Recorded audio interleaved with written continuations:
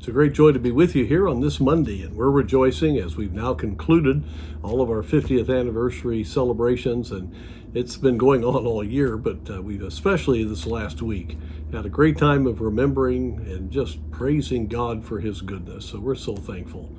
Today I'd like to look at Luke chapter 13. And here's an incident of the Lord healing a woman that had an infirmity for 18 years. She was bowed down. You've seen people like that and they can't lift themselves up, and that's got to be a very difficult situation. And he, when he saw her, he had compassion on her and healed her, and he laid his hands on her and she was made straight. But the ruler of the synagogue was just indignant because he had healed on the Sabbath day. And the Lord just immediately rebuked him and mentioned how that this is really a hypocrisy, because if he had a horse or an animal, an ox that needed to be loosed from the stall and watered, he would take care of his animals. And then he says in verse 16, "And ought not this woman, being a daughter of Abraham, whom Satan hath bound, lo, these 18 years, be loosed from the bond on the Sabbath day?" And when he had said these things, all his adversaries were ashamed, and all the people rejoiced for all the glorious things that were done by him. Now, I think that's very significant.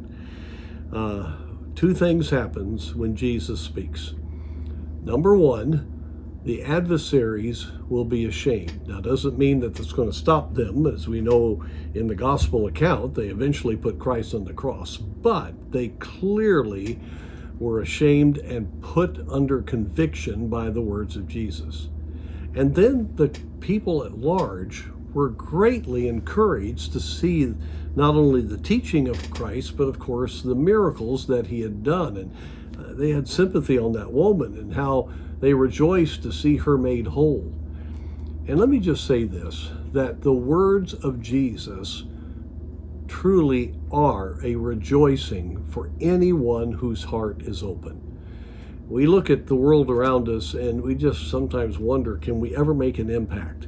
Listen, if we'll be faithful in giving the gospel, talking about Jesus, giving his words, such as in John chapter 3, that tremendous account of Nicodemus and the Lord, and John 3:16, as we quote that, where everybody can be saved.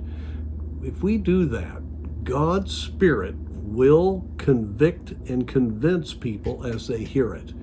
And there will be a draw in the hearts of people, and many people will rejoice when they hear the truth. The gospel was given just yesterday morning, and people were rejoicing as they heard the truth of the gospel. And so we need to not be afraid of those that oppose the Lord. When they hear the truth, they may end up being indignant and doing things later on. But I'm telling you, there'll be a moment in which they are ashamed, because truth will expose them for what they really are. We have the powerful gospel. We have the sword of the Spirit, which will cut to the heart. We have the power of God behind us if we will just use the truth and not be ashamed of it. I'm just saddened, and I have to in my own life be careful that we don't hold back out of fear. But I'm saddened by what I see. So many believers today are afraid to speak. We have a powerful message to give. So I want to encourage you today. For yourself, be encouraged. God's on the throne. He heals. He works. He has compassion. And then be an encouragement to others. You know, when you're an encouragement to others, you'll be encouraged yourself. And so let's truly believe that this book is powerful. And let's declare the truth of the Word of God.